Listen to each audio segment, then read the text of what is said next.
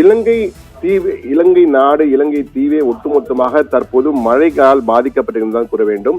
அங்கு அடுத்த 3 தினங்களுக்கு மழை மழை மழை கனமழை மிக கனமழை என்பது மட்டும்தான் தலைப்பு செய்தியாகவே இருக்கும். நீங்கள் பார்க்கலாம், தற்போது அந்த மழை மேகங்கள் முற்றிலுமாக அந்த இலங்கை தீவை முழுவதும் சுற்றிலுமாக மிக தீவிரமாக இருப்பதால் புயலாக உருவாக போவதில்லை. ஆனால் இதனுடைய மழையின் தாக்கம் தொடர்ந்து அந்த காற்றழுத்தின் காரணமாக பெருமழை பெய்வதற்கான வாய்ப்பு இருக்கிறது.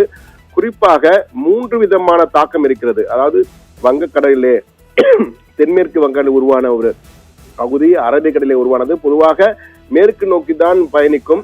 அரபிக்கடலில் உருவானது கூட காற்றழுத்தம் கூட தற்போது மிக மிக அரிதாக கிழக்கு நோக்கி நகரும். அந்த வகையில் தற்போது கிழக்கு நோக்கி நகர்ந்திருப்பதால் இலங்கையின் தென்பகுதியை அண்மிக்கும் பொழுது இலங்கையின் தென் மாகாணம், மத்திய மாகாணம், சப்ரகமுவ மாகாணம், மேல் மாகாணம், ஊவா மாகாணம் போன்றவையும், அதே போன்று இலங்கையின் தெற்கு பகுதியிலிருந்து வடக்கு நோக்கி நகரும் போது ஊவா மாகாணம், கிழக்கு, மத்திய, வடமேற்கு, வடக்கு மாகாணங்கள் போன்றவையெல்லாம் கனமழை முதல் மிக கனமழை பெறுவதற்கு வாய்ப்பு இருப்பதாக குறிப்பிடப்பட்டிருக்கிறது. அதுவும் இன்று காலையிலிருந்தே, கடந்த சில நாட்களாக மழை இருந்தாலும் இன்று காலையிலிருந்தே பெருமழை என்பது அங்கு தொடங்கிவிட்டது.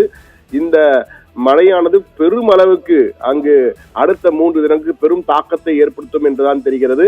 குறிப்பாக நீங்கள் பார்த்தீர்கள் என்றால் மாதிரிகள் அடிப்பு, உலக வரைபட மாதிரிகள், அதாவது வானிலை வரைபட மாதிரிகளை கொண்டு பார்க்கும்போது நிகழ்நேர வானிலையும் அமைவதால் இலங்கை முழுவதற்கும் பெரும் பாதிப்பை ஏற்படுத்தக்கூடிய வாய்ப்பு இருப்பதாக கூறப்பட்டிருக்கிறது என்றுதான் கூற வேண்டும். எதிர்வரும், அதாவது இன்று 25 முதல் தெற்கு, மேற்கு, சபரகமுவ, மத்திய மற்றும் ஊவா மாகாண மக்கள் 27ஆம் தேதி வரை கிழக்கு, வடக்கு, வடமத்திய மற்றும் வடமேல் மாகாண மக்களும் பெருமழை, வெள்ளம், வேகமான பலத்த காற்று, பல இடங்களில் நிலச்சரிவு ஆகியவற்றை வருவதற்கான வாய்ப்புகள் இருப்பதால் மிகவும் எச்சரிக்கையாக இருக்க வேண்டும் என தற்போது எச்சரிக்கை கொடுக்கப்பட்டிருக்கிறது. அது மட்டுமல்ல, இலங்கையிலே திருகோணமலை, பட்டிக்குலா, அதாவது மட்டக்களப்பு பகுதி, முல்லைத்தீவு, கண்டி, மத்திய மாகாணங்களில் உள்ள கண்டி சுற்றுப்பகுதிகளில் மிக தீவிரமான மழை, மிக மிக கனமழை பெய்வதற்கான வாய்ப்பு இருக்கிறது. இங்கு மட்டும் இல்லாமல் இலங்கையின் பெரும்பாலான இடங்களில் இந்த வாரம் சனிக்கிழமை வரை பெருமழைக்கு வாய்ப்பு இருப்பது, வெள்ளத்திற்கும் வாய்ப்பு இருப்பதால் பயணம் செய்வோர் தயவு செய்து மிகவும் எச்சரிக்கையாக இருக்க வேண்டும். தமிழகத்திற்கு புயல் வரப்போகிறது, மழை வரப்போ என்று கூறினாலும் இலங்கையிலே அடுத்த 4-5 தினங்களுக்கு கனமழை, மிக கனமழை முதல் மிக மிக கனமழை வரை இருக்கக்கூடிய வாய்ப்பு இருக்கிறது. தமிழகத்தை பொறுத்தமட்டில் தென் தமிழ்நாட்டிலும் டெல்டா பகுதியிலும் மழை இருப்பதற்கான வாய்ப்பு இருப்பதாக தான் தற்போதைய நிலையில் தெரிகிறது.